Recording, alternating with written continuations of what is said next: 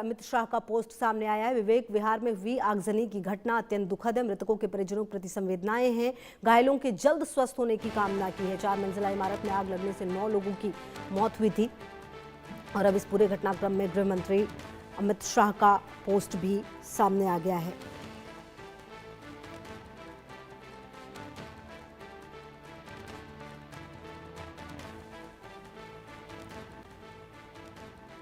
चार मंजिला इमारत में आग लगने से 9 लोगों की मौत हुई है और विवेक विहार में अग्निकांड हुआ है जिसमें 9 की जान गई है। और अब आपको बता दें कि इस पूरे घटनाक्रम में जान गई है लोगों की, जिस पर गृह मंत्री अमित शाह का पोस्ट भी सामने आ गया है।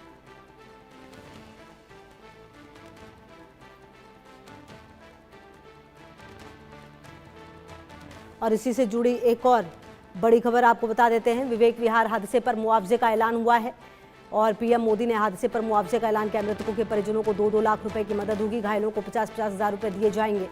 तो पीएम मोदी ने हादसे पर मुआवजे का ऐलान किया है और आपको बता दें कि मृतकों के परिजनों को 2-2 लाख रुपए की मदद की बात कही गई है, जबकि घायलों को 50-50 हज़ार रुपए दिए जाएंगे, ये भी कहा जा रहा है।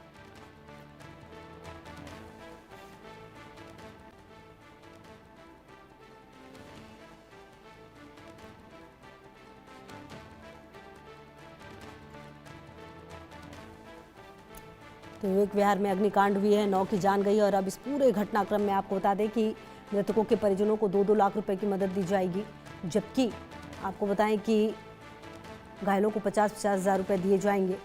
पीएम मोदी ने भी दुख जाहिर किया और इस पूरे घटनाक्रम में गृह मंत्री का भी पोस्ट सामने आया है।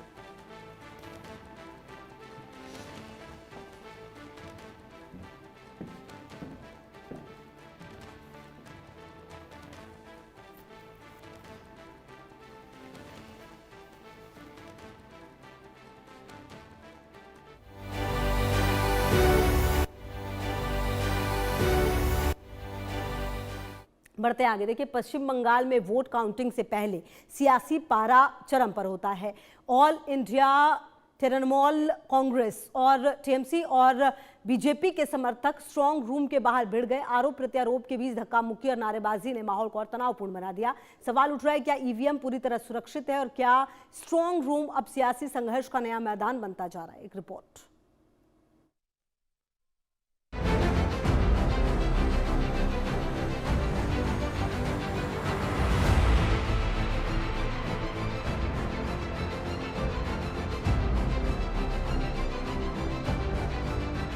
ये हंगामा, ये विवाद, ये सियासी उथल पुथल जिस जगह पर हो रहा है उससे ठीक पीछे रखा है किस्मत का वो कटघरा जो तय करेगा कि पश्चिम बंगाल का नया मुख्यमंत्री आखिर कौन होगा। यानी ईवीएम रखा हुआ है। पश्चिम बंगाल में स्ट्रांग रूम के बाहर वो तस्वीर सामने आई जहां लोकतंत्र की सुरक्षा को लेकर 2 बड़ी पार्टियां आमने सामने आ गई। एक तरफ टीएमसी के समर्थक, दूसरी तरफ बीजेपी के कार्यकर्ता और बीच में आरोपों का तूफान। ये विवाद सत्ता का विवाद है। देखिए विवाद की ये तस्वीर।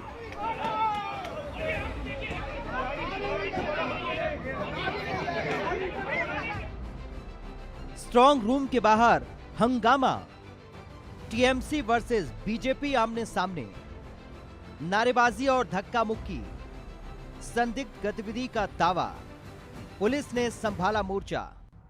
इस बार मुकाबला कांटे का है, इसलिए स्ट्रांग रूम के बाहर ही टीएमसी और बीजेपी कार्यकर्ता जीत हार तय करने में लगे हैं। मतदान खत्म हो चुका है लेकिन सियासत अभी थमी नहीं है। विवाद की शुरुआत उस वक्त हुई जब कुछ कार्यकर्ताओं ने स्ट्रांग रूम के आसपास संदिग्ध गतिविधि देखने का दावा किया। बस फिर क्या था, देखते ही देखते दोनों पक्षों के समर्थक बड़ी संख्या में जमा हो गए और शुरू हो गई नारेबाजी, बहस और धक्का मुक्की। मौके पर मौजूद पुलिस और सुरक्षा बलों को तुरंत मोर्चा संभालना पड़ा। बैरिकेडिंग बढ़ाई गई और स्थिति को काबू में लाने की कोशिश की गई। और ये पहली बार नहीं है जब स्ट्रांग रूम को लेकर ऐसा तनाव देखने को मिला हो। मतदान के बाद से ही कई जगहों पर पार्टियों के समर्थक स्ट्रांग रूम के बाहर डेरा डाले बैठे हैं। इसे वो निगरानी धरना कहते हैं। EVM VVPAT storage, 24/7 CCTV, multi layer security. आइए समझते हैं आखिर ये स्ट्रांग रूम होता क्या है।